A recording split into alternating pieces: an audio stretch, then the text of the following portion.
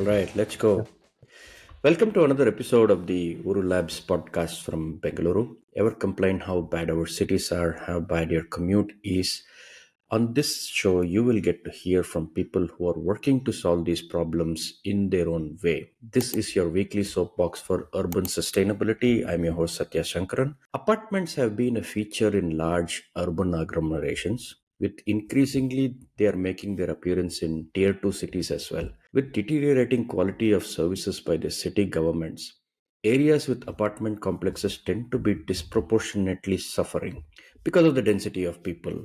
Bangalore Apartments Federation, or BAF as we will call them throughout this episode, is a one of a kind collectivization of more than 1250 apartment owners associations, giving themselves bargaining power with city authorities. How have they used their bargaining power? Are such dense settlements a boon or a bane to the city? Let's discuss these issues in today's episode with Vikram Rai, who is the serving secretary of the Bangalore Apartments Federation. Welcome to the show, Vikram. Thank you, Satya. Thanks for having me here.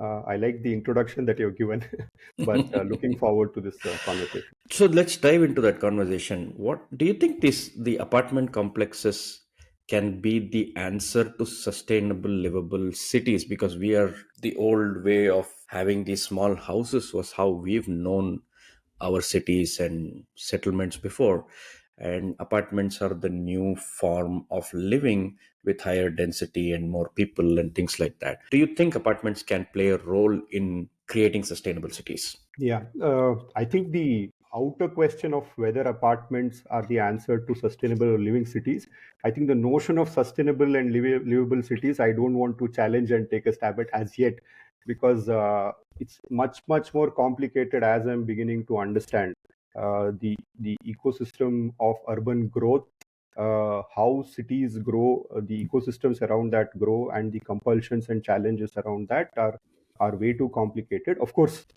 something that we understand, but I don't think so. Apartments themselves are not the only solutions, but definitely one of the solutions to sustainable and livable cities. And incidentally, today we are having a conversation on this topic when it's a day when a band has been called for an issue which constitutes a very important resource for urban living, which is water, basically, right? So it is indicative of the complexity of what urban life is today, as far as growth is concerned. But having said that, let me give a little bit of context, right?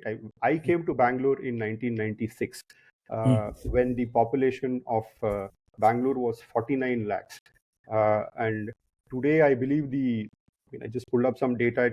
It's nearly about 1.35 crores, basically, right? So the city from that period of time has grown almost at the rate of 3.5-4% every year, right, year on year, and it continues to grow. So, and the estimates are that we may as well cross 20 million, that is 2 crores by 2030, right, which is not too far off, right? So, uh, obviously, the city and its physical dimensions has constraints.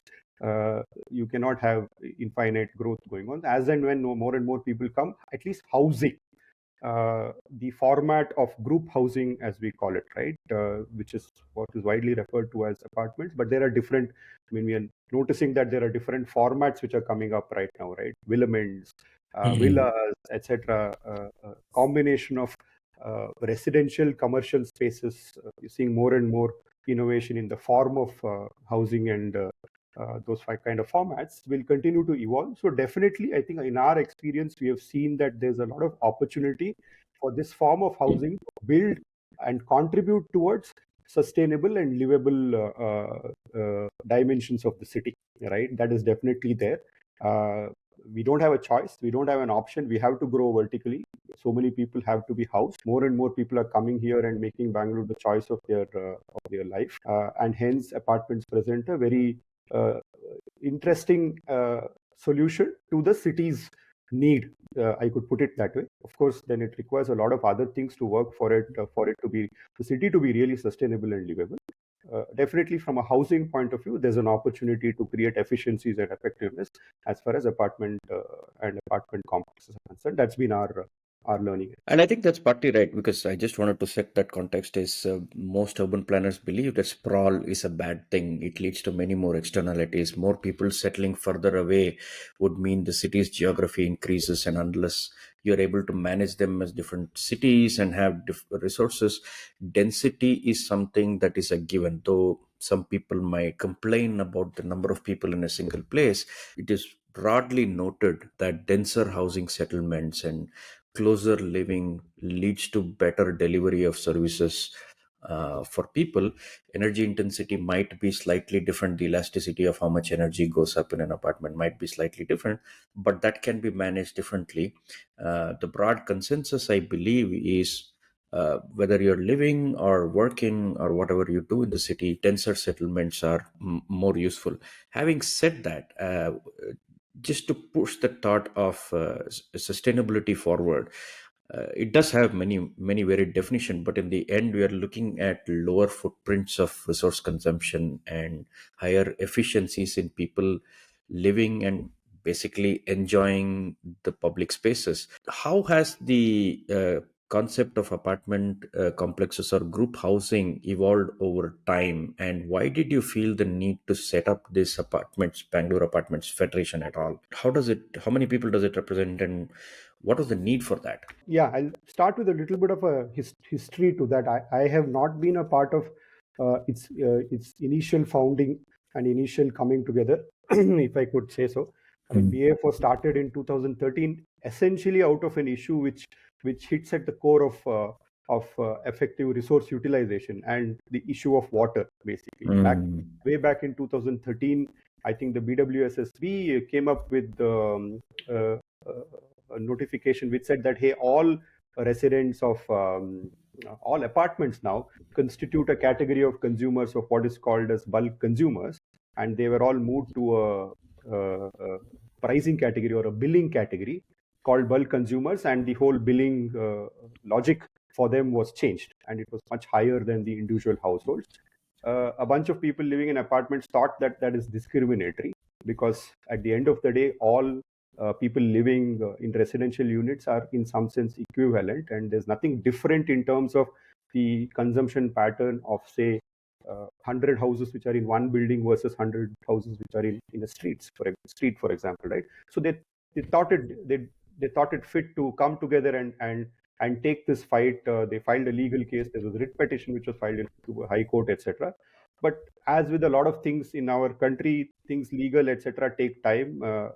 I think that case didn't even come for a proper hearing for some time, and then people got busy. They said, "We are not activists. We are not doing this for a living." So they dissipated, and that was about 40, 50 apartments which had come together, largely individuals and champions who thought that this is discriminatory. They came together in an informal way and ended up creating a formal entity because they felt that this is a important as a formal entity. There is better effectiveness in taking up this cost. So that's when BAF was formed in the end of 2013, 2014 when it got registered. But very quickly also people went their way. Cut to 2016, courtesy BWSSB again, there was one more notification that they came up with again. Impacting something which is environmental, which at that point of time said that all apartments should install a sewage treatment plant. Mm. Their motivation was to say that there was a lot of sewage which is entering the freshwater ecosystem, and the solution was very knee-jerk, saying everybody install a sewage treatment plant, basically. Which again, I think, and that's the time when people like us got, impacted by this issue and got involved. So that was the second occasion when a whole group of people, representatives from apartments, came together. And there, during that issue, again, it was felt that, hey, collectivism, coming together as a formal group is important. But somebody mentioned saying that, hey, there's already something which was done in 2013-14.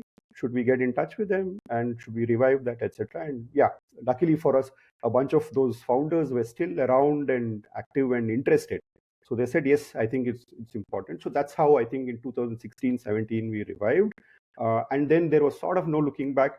The greater intensity grew from there on, basically, right? So that's a little bit of history how it has grown. So today, as of 2023, we are nearly about 1,250 apartment associations who are members of BS. We are a membership-based organization where every year every member pays a small membership fee for being part of the collective. They on a cumulative basis, those 1,250 odd apartments represent nearly about 300,000 households, basically, which are staying. So we have members who are as large as 3,500 households in one community. They're a mini city by themselves, to members who are as small as 20, 25 household units, which, by the way, that size and that category represents the long tail of the apartment sort of market, if I could call it that way, in the city. Lots of them are those small and mid-sized apartments, whereas at the higher end of the price bracket today, we are seeing more and more larger conclaves, at least in the outskirts, right, which are mixed use, residential plus commercial, huge complexes. Some of them even have malls and stuff like that, which are combined, etc. Right? So that's what is going on. But broadly, about 300,000 households who are part of the PF community. That's nice. That's translate about maybe 6 to 8 lakh people Yes. in absolute terms, right? Yeah, and we also Approximately. always say that this ecosystem is not just residents over there. There are lots of people who are working in an apartment kind of an ecosystem, basically, right? So Mm. you have lots of service providers, security, housekeeping, gardeners, domestic workers, etc. So in a sense, the overall ecosystem, I mean, we believe at least the member ecosystem represents or has more than 1 million people either actively living or working in these apartments. And you are a membership of associations, right? So I just want to deep dive into what an association really means. We've heard traditionally the word Residents Welfare Association, and those are typically set up as societies or trusts or whatever it might be. And in these apartments, when I was around in 2012 at Praja, we were dealing with all of these things. There was an alphabet soup going around. Are we under the Societies Act? Are we under the Apartment Owners Act? How do we register? What are the rights between these two? There seem to be a conflict. The KSRA, the KAOA, KOFA, just so many things, right? So, has this been resolved to some extent? How do these apartment associations get formed? Who do they represent? How are they against the builder set? There seem to be a lot of flux. Has it been solved yet now, and where do you stand? Yeah, I wouldn't say that it has been solved completely. There is still a lot of, there's definitely a lot of confusion. I agree to that, basically. But I think there's also a movement towards how it can be solved, basically. Right? Mhm. So I'll give you a historical perspective. Yes, I like the word that you use, alphabet soup. Right? It's pretty much that. It's an alphabet soup. So there are two issues which essentially need legality. Right? One is the very act of ownership of property, right, and a form of property which is very modern in its shape and dimension, basically, right? So we have a piece of land, right, on which there is a building which stands, a building with many different dwelling units and multiple owners, and then there are common assets, right, which are sort of providing services to this building and all the households. So the format of the property itself is extremely modern, right, in its shape and form. Of course, we can always argue that cities like Mumbai, etc., had those whole societies, right, as they typically call it, which are apartments, which grew in 50s, 60s, etc. So they have had their apartment growth wave in that time. A lot of our own legal learning and the frameworks are actually motivated by cities like Bombay, right? So in terms of how it has evolved. But having said that, Bangalore is a modern city, right, with modern problems and modern challenges. So we need to take a look at it very differently, right? So the ownership itself is today divided between what constitute ownership of the house that you live in, which is the individual unit, as you call, and there being a proportionate ownership of the land on which it stands, right? Because eventually, after many years, when the building has done its life, and what we call it as a redevelopment phase, right, which is what is happening in Mumbai now. Lots of buildings were going through redevelopment. There has to be a clear definition in terms of how that happens and what is the proportionate ownership of that asset, right? So that is the first part of the legal framework, right, where there's a lot of alphabet soup. The second part of the legal framework is in terms of running the affairs of the building itself, right?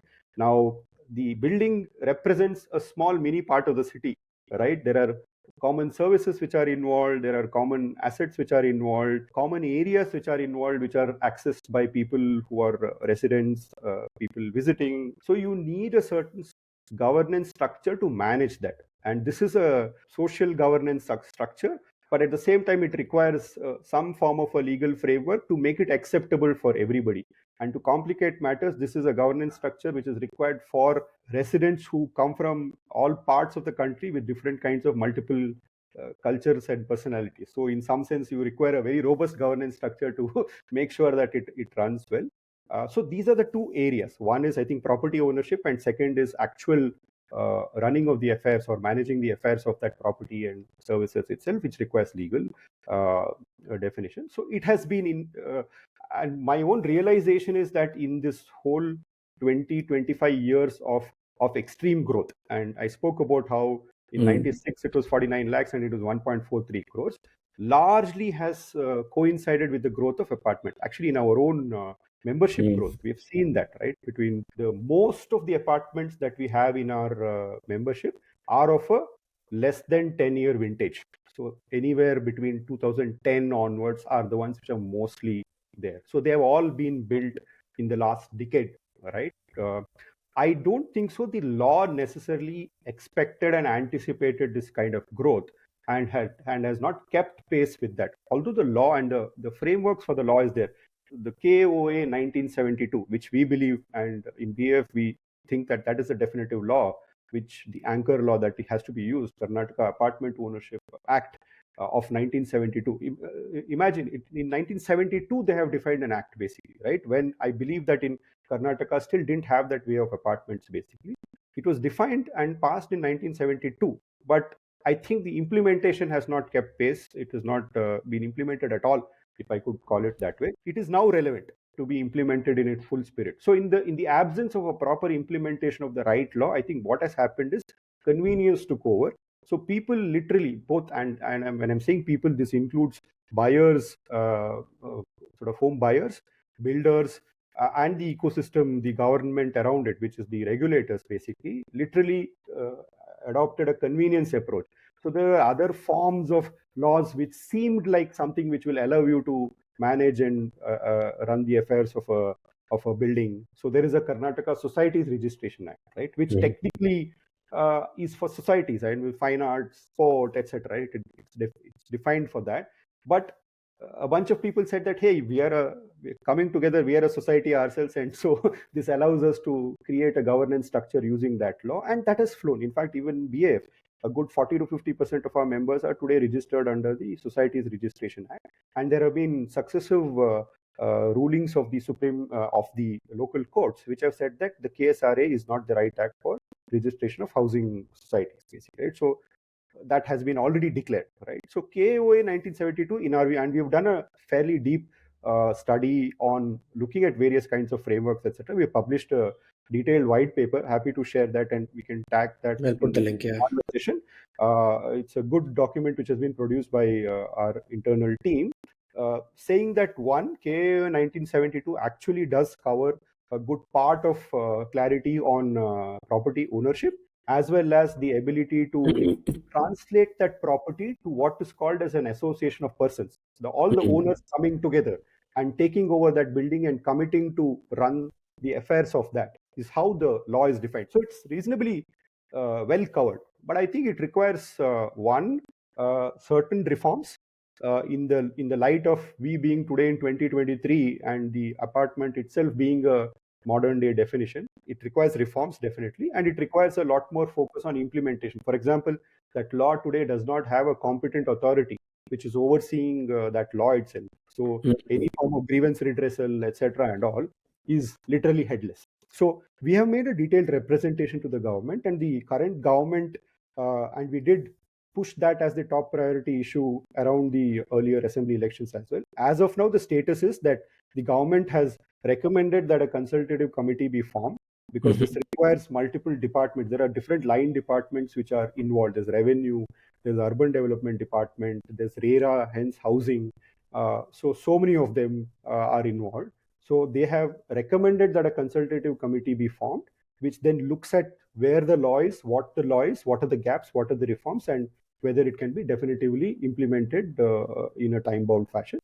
So we are waiting for that next step to happen. So I'm optimistic that I think that step will happen. If that step happens, I think the resolution towards this alphabet soup is not over.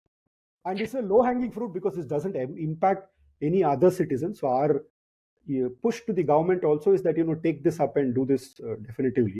It will help one section comprehensive. Fair enough. I think when you say an association of persons, so just to split this a little further, there is RERA, which is the Real Estate Regulatory Authority, and their job is to regulate the real estate development itself, which is the builders who build all this group housing and things like that. Then there is the Societies Regulatory Act, Registration Act, which basically says you can create an entity or an association of person and register them here, and we will oversee that.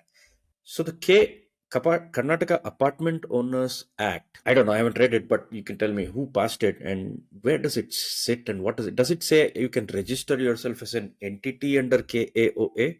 If it is it going to be called a non-profit? Is it a trust? Is it a society? Because we know only the standard forms of trust, society, Section 25, private limited, sole proprietor. We know that kind of a thing. What does a KAOA say you can be as an entity? It's another thing that it might provide certain guidelines and things like that. So what does KSRA provide, or what does KAOA provide that KSRA doesn't? I'll still link your white paper, but just let's briefly thrash I it out here. Yeah, I think so. It's a good question. A lot of conflict, confusion, and debate has been around what that entity should be, right? Mm-hmm. Because we are sort of hooked to the question of registration. A lot of members of ours are saying that what should we get registered as, basically, right? Mm-hmm. But if and I'll come to the part about the RERA to ownership transition. You're right. RERA actually was an act which was brought to build a lot more consumer protection around the act of buying an apartment or a property itself, right? Because there they needed to regulate the whole process of you paying money for a certain product and there being a seller who sticks to the commitment of selling that product at a certain quality at a certain within a certain time frame, right? So that's what largely it does. Now, what it does in RERA is also that it obligates the builder to bring the group of owners together. So here is a product where multiple people own it in pieces and jointly as well. Look at it as this way: it's like a joint family who own an asset, basically, right? So, Right. but in this case, it's not a family; it's different people coming together. So that construct still though applies. So the RERA says that as a builder, you need to be able to one complete the project in quality, in time, and all those obligations completed. Bring all those people together who are the group of owners. They all have to sign something called a deed of declaration, which then becomes the mother document for taking over the property and further owning and running it, basically. That's technically what in parlance we call it as handover, basically, right? The handover is done when the builder facilitates all the group of owners to come together and take. And the deed of declaration, at least in the KOA 1972 parlance, is considered as the registration. That is what you register. You register the deed of declaration, and typically you also have the association bylaws. You say that this is the property that we own, and we will run it as per this construct of the bylaws is what defines that, basically. So there is no specific and separate act of registration or a registered registration certificate handed over there, right? Here the theory is that all of us as a group of owners own that property together, take that property together. There's a certain proportionate share, and we commit ourselves to govern that in a particular fashion, which is governed by the bylaws. And this deed of declaration is what goes and sits in a registration format. Part of that governance being done in a proper manner is a more implementation thing, which is why we are saying that today KOA 1972. Unfortunately, the KOA 1972 does not have technically any father, right? It's not owned by a particular department, but in the absence of that, it is it rolls up technically to the cooperation department, basically, right? Because that's what it is. Mm-hmm. Department of Cooperation, which does societies, cooperatives, registration act, etc. But we have said that eventually KOA 1972 perhaps should sit under a different department like a housing, because Mm. today RERA comes under housing. So it makes just logical sense for there to be housing, which is it's a department which is dedicated towards housing, to have clear sort of competent authorities which are appointed not just for now RERA being the regulator for buying a house, but also for managing the affairs of the house. A competent authority should be appointed. But today does not exist.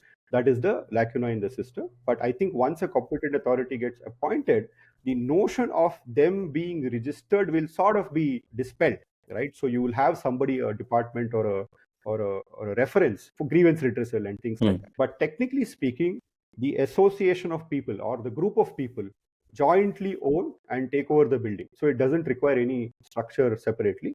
Of course, there's a lot of debate around saying that whether this is a body, whether it can own, etc. Our own informed position is the group of owners are the joint owners of the property and run the property. And when it transitions from the builder and you take over, now I think earlier there wasn't, the builders used to run it under their management, and there used to be possibly just informal associations created just to take over. Has that been formalized that when builder builds it and he transitions, of course the individual properties are bought by a person, but is there a mandate that there has to be an association for an apart for any group housing? Are those kind of things also stated that they need to be there?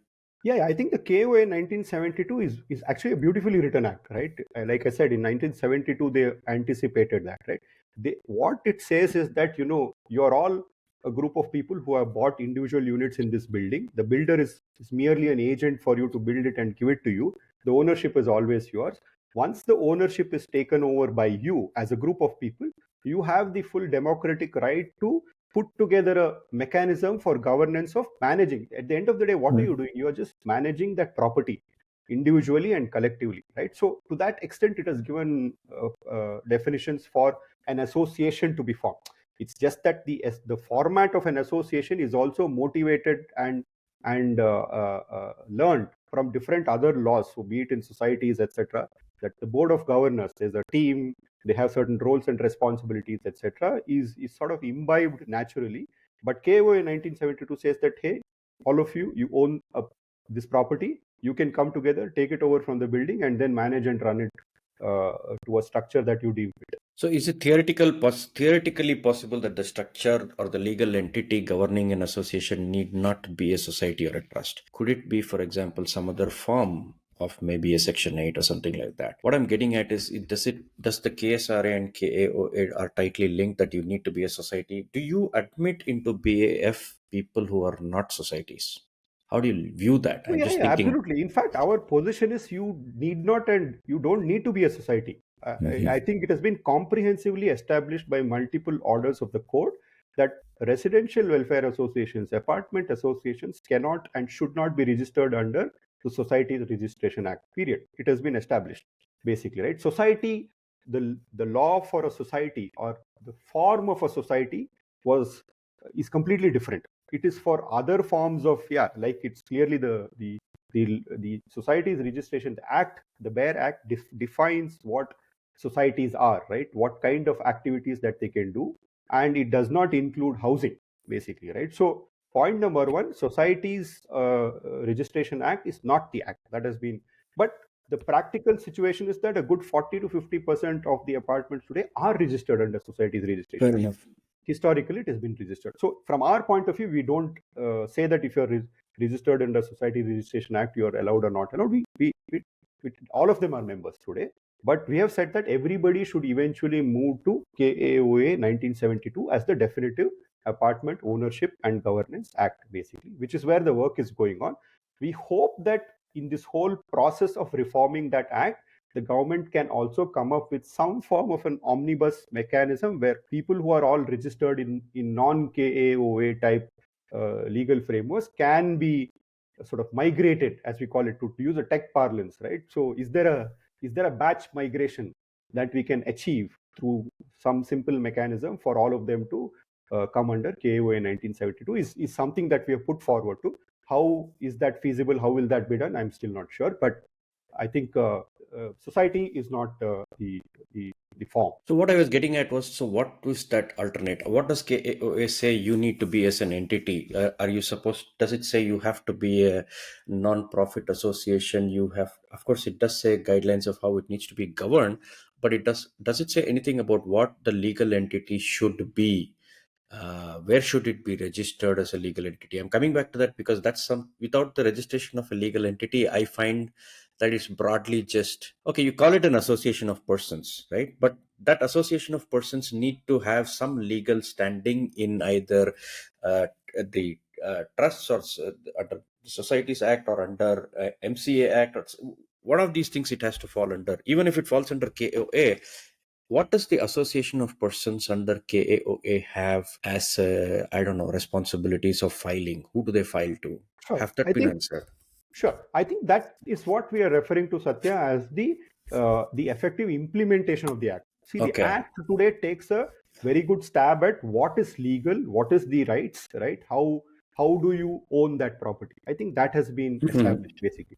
Now, I think in the realm of implementation and putting together a framework, an implementation framework are these things. For example, we believe that if a competent authority is appointed and there's a process which says that every property which is registered under KO in 1972, has a registration mechanism with that competent authority. Maybe Mhm. they issue a certificate or whatever, right? And that will also then bring them other benefits, like for example, grievance redressal. Today, we notice that apartments are large ecosystems of um, technical financial management, right? Some of these buildings which have 2000, 3000 apartments have budgets in the range of crores of rupees, basically, right? So Mhm. they're large financial ecosystem, they are large technical ecosystem, they are large cultural ecosystems. So much of conflict, etc., which comes, right? Modern forms of conflict, basically, right? Owner, tenant, builder, buyer, pet parent, non-pet parent, uh, married, non-married, bachelors, non-bachelors, all kinds of things which come up over there. Of course, I don't intend that all those conflicts have to be then taken to a competent authority to solve. But having said that, a competent authority who also performs the role of grievance redressal, right? There should be a entity to be able to, file complaints, get resolutions, have a hearing, etc. Right? Is required. So I think the implementation will take care of all this basically. As far as ownership itself in its purest form is concerned, I think the act is there. Our appeal is take it forward, right? Create a clear implementation path, and even if it requires a little reforms in terms of what the law itself talks about, can do that. But it has, I think today it has ample coverage and scope to thrash it out using KOA 1972. So that last point brought me up to the challenges that you face and how the collectivism of Bangalore Apartments Federation. What are the advantages of having done that? What did you see? Of course, you came together to solve water, and then you ended up solving a lot of other things. Probably just walk us through some of the key things that you found that an organization like BAF was more useful than a loose collection of apartment associations, knowing fully well that the apartment association would solve the problem at that micro level. But what the BAF collective do you think has helped with over the last decade plus of existence? I think at least about three or four dimensions that I can take off. Let me take a stab at this, right? The Hmm. first one, I think the collectivism has a great degree of sense of both knowledge generation and knowledge sharing in a very, very low touch format, right? Low touch, low cost, low effort format in my mind. That's what it tends to be, little low quality as well, but we can solve that for that basically. Essentially, what are you doing? You're bringing together people who are doing things in their community which otherwise they would have done it in a manner where they will speak to someone, get references. That's how we do, right? I mean, today if we want to say that, hey, I want to change my security agency, right? Or I'm looking for a Hmm. new diesel generator set, I'm replacing my lifts or something like that, right? All those are sort of live cases, issues that we sort of people exchange information on. I think the whole collectivism has brought a lot of knowledge exchange, information exchanged amongst people. Today, that has got facilitated very naturally. So amongst 1,250 odd members today, we have also created a structure called clusters, basically, which represents both a physical and digital cluster. Basically, we have 25. The members are divided into about 25 clusters. Each cluster is an aggregation of anywhere between 30-40 apartments. In certain denser areas, it can be about 70-80 apartments. They have their own organizational structure. There's a president, secretary, there's a few cluster council members.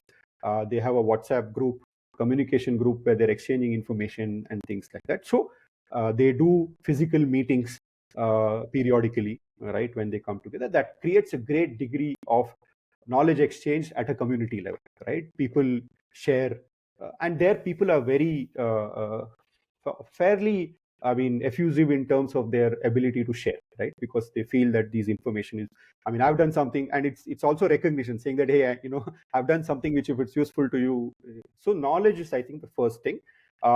And we have noticed that a lot of that knowledge flows. I think there needs to be a certain degree of curation to improve the quality of that knowledge, basically. And we repeatedly cull out a lot of that knowledge into white papers, documented things, etc., which stays on our digital systems. Today we have an app, member app. Today we have a website, an archive, a portal where they can get almost. We have a chatbot where you can go and say that, hey, lift license, and there'll be documentation. A lot of that has been just generated by this community contribution. Simple. Nothing has been invented or done separately, basically. Right? That's point number one. I think second is, I think, the ability to collectively tackle grievances, and I'm saying not internal grievances, the grievances at, say, government level, right, agencies level, etc. That's beginning to happen very, very well.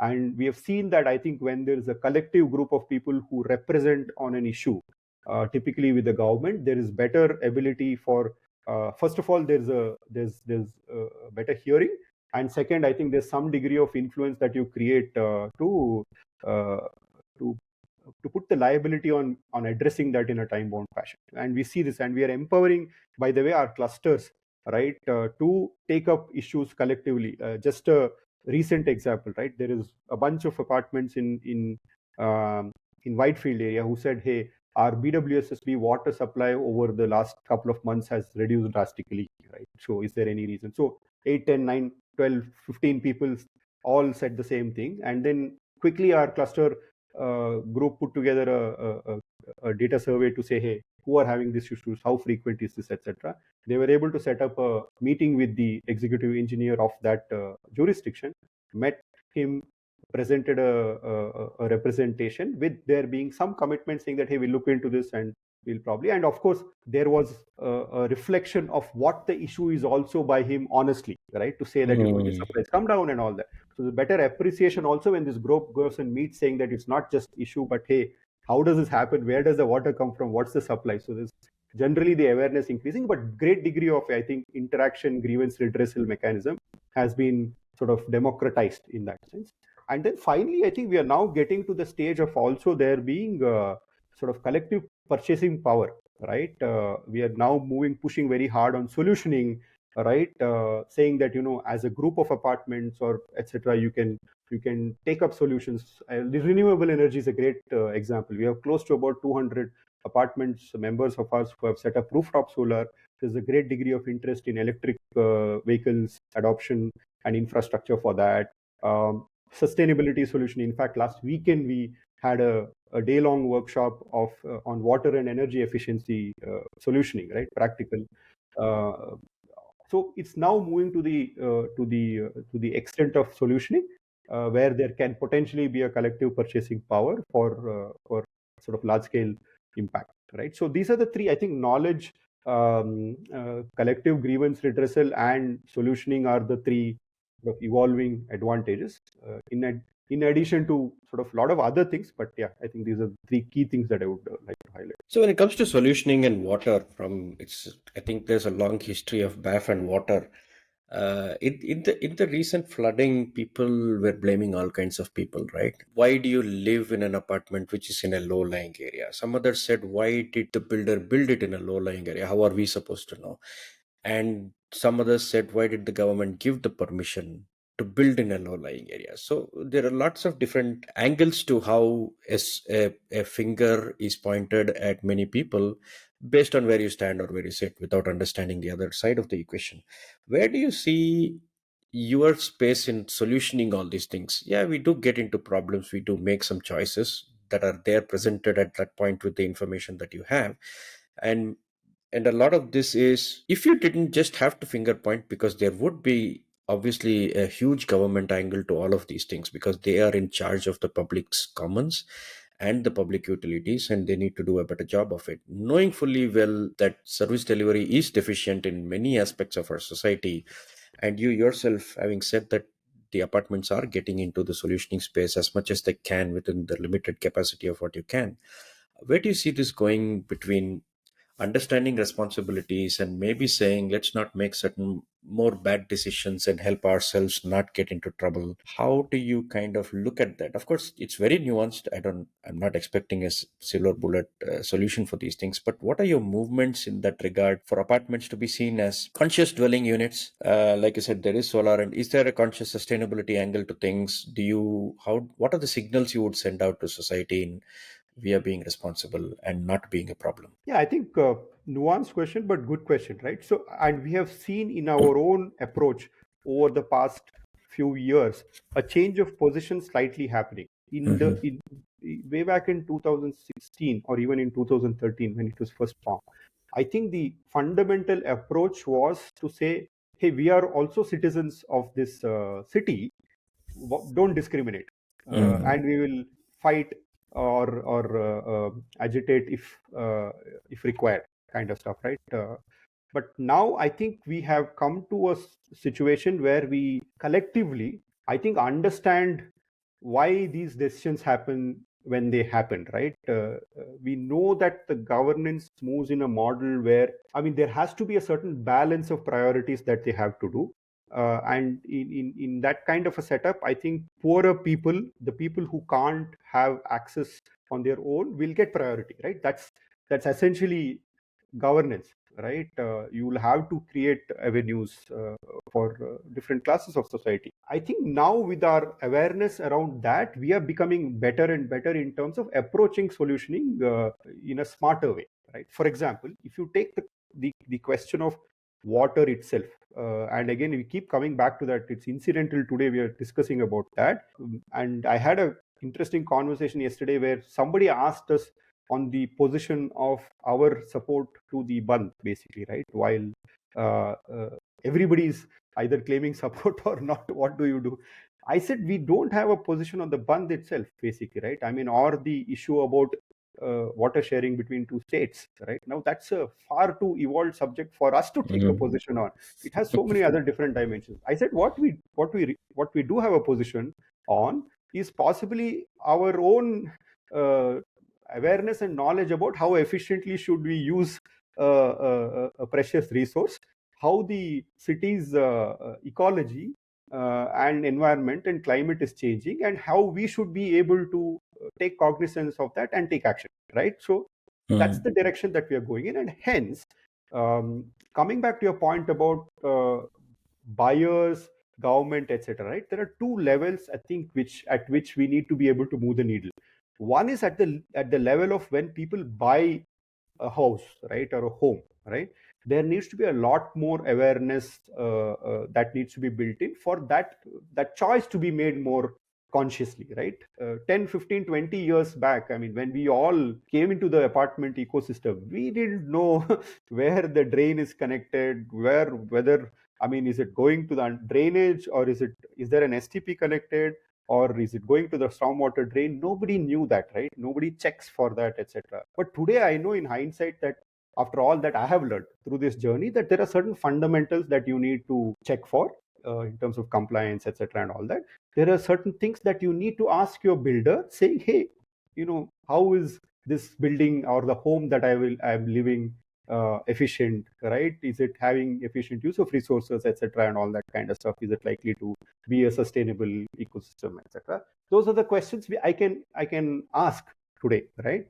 for which they have to respond. I think there's a great degree of awareness that we need to build over there. We have actually started making some efforts already. We have built some relationship also with the builders group, the Federation, Credai and likes of that, saying that we told them, hey, you need to work with us, right? And they are very keen as well, because for them, I think it's also about preserving market identity, right? Where the changing perceptions of the buyers has to be reflected and respected upon, right? So we have said that, is there a way for us to create a knowledge compendium which can be fed to buyers, basically, right? Home buyers, because in the BF ecosystem, we don't come in touch with them today as of now. We only come in touch with people who already own the apartments.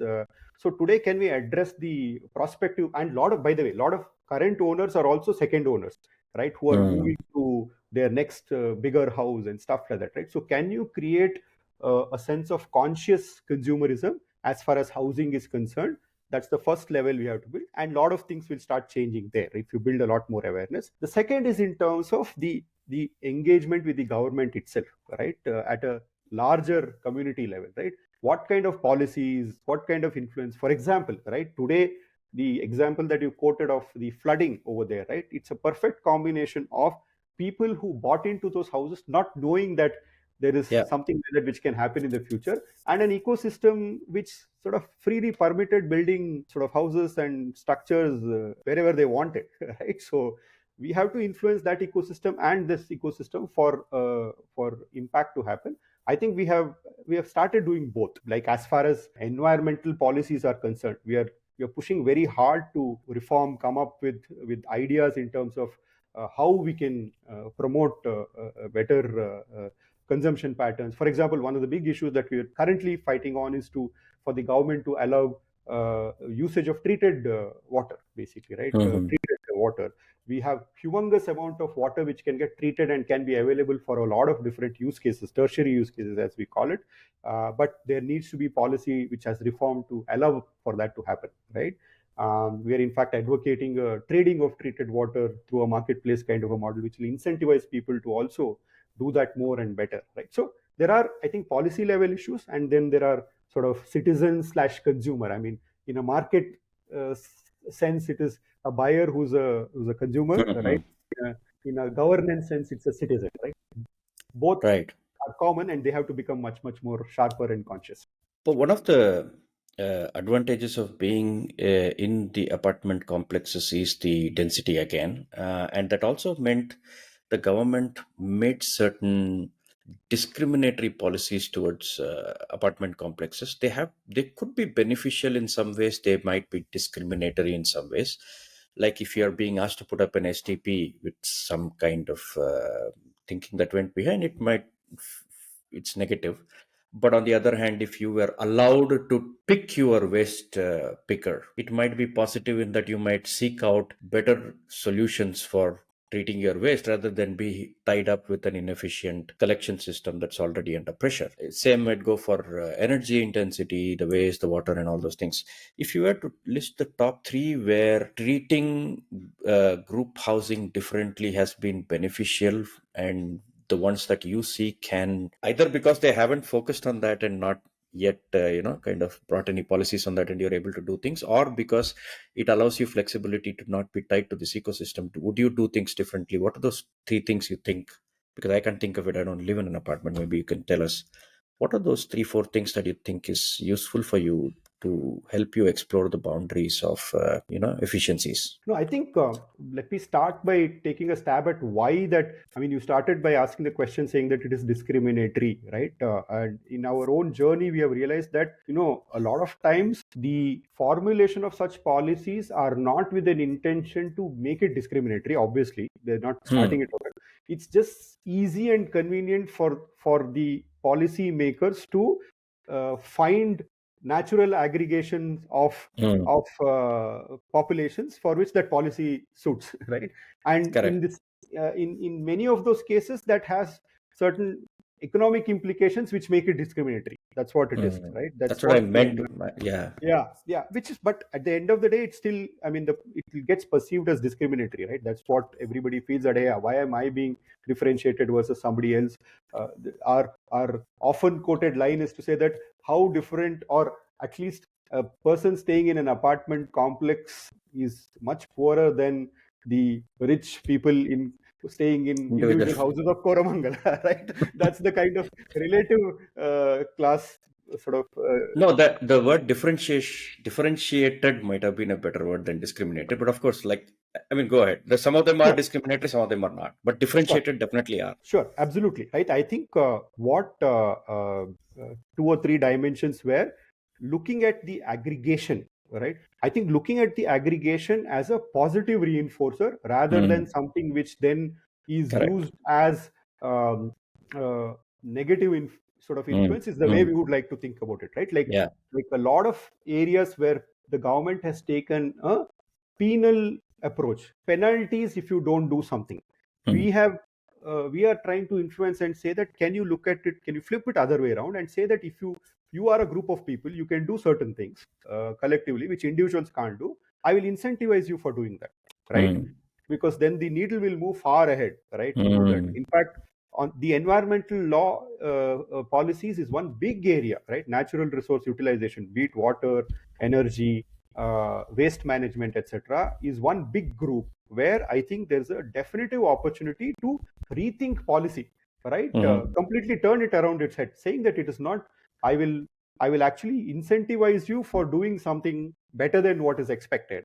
So that will turn the head. So we already have opportunities for that as far as like sort of adoption of renewable energy, the water Mhm. reuse policy that I talked to you about, right? That if you incentivize people to say that, hey, uh, the treated water or whatever is that, right? The water that you consume, if there is a bit, if there's more and more that you can reuse it in whatever ways possible, bringing down the dependence on fresh supplied water, that should be incentivized, right? That's efficiency there itself. Same with waste management. So there has been, I think, years of now push towards in situ waste management within, and again, same, the word top sort of phrase used over there is bulk generator, basically, right? Mm. Which if you're 100 houses, then you're called a bulk generator technically, right? Mhm.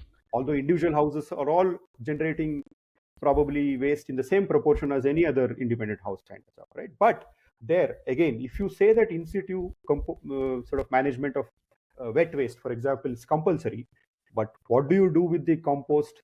How do you incentivize that compost to be used, sold, etc., is absolutely unclear. So I think to be able to transform a penal negative approach towards policy making, but you instead of that using leveraging the group purchasing power, right? The group influence and the impact that a group can create, moving the needle in a positive sense, is the Mm. way to take it, basically. In fact, I also came across that in Maharashtra, in certain cities, they have Mm. implemented a model called as a, like almost like a green credit program, right? They have a checklist of 10 things saying that, everything that you do over here, right? And it's not compulsory that you should do 10 things, right? They say that these are the 10 list of 10 things. You pick what you can do, right? You can do 3 things, you can do 8 things. Everything that you do will qualify you for a certain credit, and that will translate into a discount into property tax or something like that, right? Which is materially meaningful for people. They get excited by things like that. I think rather than picking specific areas, I would say that it is a great opportunity for policymakers and solution providers to leverage the group housing format, right, for certain degree of impact that they can achieve for whatever motivations that they have. Like if the policy's motivation is to, yeah, to improve environmental condition, I think this is the way to do it rather than a penal approach. I don't disagree. And I think it is also on this thought, I'd like to kind of thank you for coming on the show, Vikram, and showing the light on a lot of these things. I do believe that the apartments can come together with BAF and its cloud to be able to push the boundaries of sustainable living on all the natural water, renewables, and energy, and all of these things. The collective effort of being able to shift the practices and show how this collectivism can help might just make the apartments be a driving force in sustainability of the city, considering that group housing is going to increasingly be a majority of the built form of housing in the city. You guys have a long role to play. How how many right now? You said 2,250 apartment Yeah, yeah. associations. How many do you think are there in the city, and like what do you think the total built group housing is? And I'm just looking at your membership. It should be growing by at least 5 to 10 times, I think. No. No, I think at least my objective guesstimate is that Bangalore has at least about 15 to 20,000 group housing complexes of various Uh-huh. sizes. Suffices to say that in very soon, at least 50% of the population will live in apartments. Actually, that's a common joke where when we meet government officials, we will tell them that, very soon you will also be an apartment resident, right? That's a very compelling pitch. Actually, a lot of times they are. Many of them do Really? stay in apartments, so they are getting interested from the point of view of also being an affected party, right? A resident. They're a stakeholder, Mm. so they get more interested in that discussion because they are able to relate to that. So yeah, I think around 20,000 at least are the number of buildings and growing more. But Yeah, I just think. as a closing thought, I said, I mean, see, we spoke a lot about efficiency of water policies and all that kind of Mm. stuff. I also see a great degree of opportunity for growing sort of collectivism and collaboration on all aspects other than this as well, right? For example, we are looking at a potential opportunity for looking at sport, right? Amongst it's a Mhm. great, I mean, championship format, gamification format to get people to engage on something like sport, fine arts. We have communities. We are thinking about programs on youth. We have already a program running for senior citizens. So these are all very, very interesting opportunities to build engagement, right, and the sense of a community. So those are opportunities as well while we deal with the fundamental sort of day-to-day living sort of priorities. But these are all, I think, great opportunities going forward as well. Absolutely. On that amazing thought, I'd like to thank you for coming on the show. And speaking about this, I've certainly learned a lot. I hope the viewers did as well. This is a call out to everyone to like, subscribe, and share this video so we can have more people like Vikram come on the show and help you understand a little more about the ecosystem that makes cities. See you all next week. Bye bye. Thank you.